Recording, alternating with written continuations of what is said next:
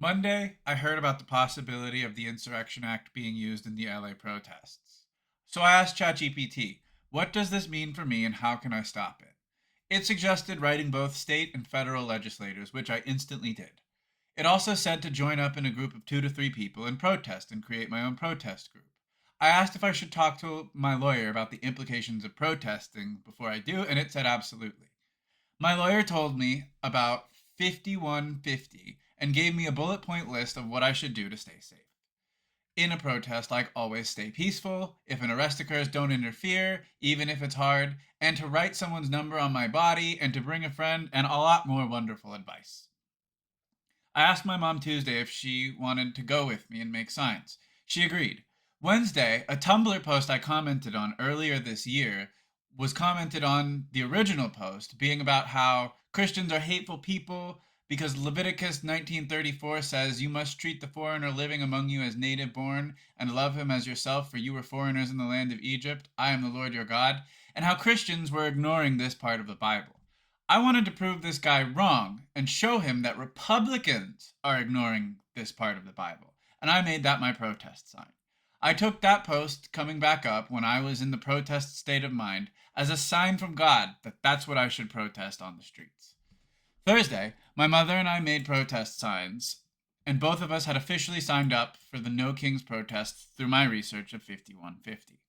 Friday, I went to sleep nervous, as I know many people are being arrested for expressing their First Amendment right under this administration, throughout the nation.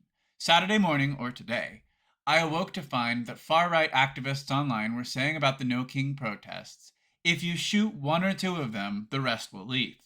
And I felt dread in my stomach as I got ready to protest. At 9 in the morning, an hour before the protest, my mother and I arrived at our local No Kings precinct and began protesting an hour early. We ran into our neighbor across the street who loved both of our signs. He said, Trump supporters love quoting Leviticus, but they often forget or completely skim over 1934, which is the exact reason I chose that passage.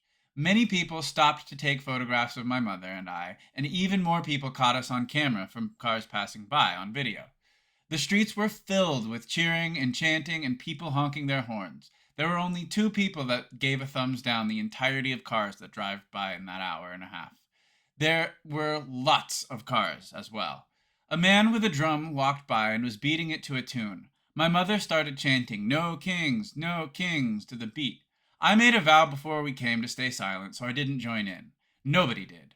My mother stopped chanting and gave me a very sad, defeated look because nobody was chanting along with her. As soon as she stopped chanting, the crowd picked it up to her melody, and they started chanting, no kings, to the beat. It was super awesome to see my mother start a chant that was picked up by literally everyone up and down the mile-long stretch of land we were protesting on. My mother is old, so we had to leave 30 minutes early because she couldn't stand up anymore. But we showed up an hour early, so it evened out. We got on the bus and headed home and went to support our local favorite Mexican taco truck. I had nacho fries, which were super yummy, and then we headed home. Both of us feeling invigorated and reassured that there are people in this nation who care about our constitutional rights.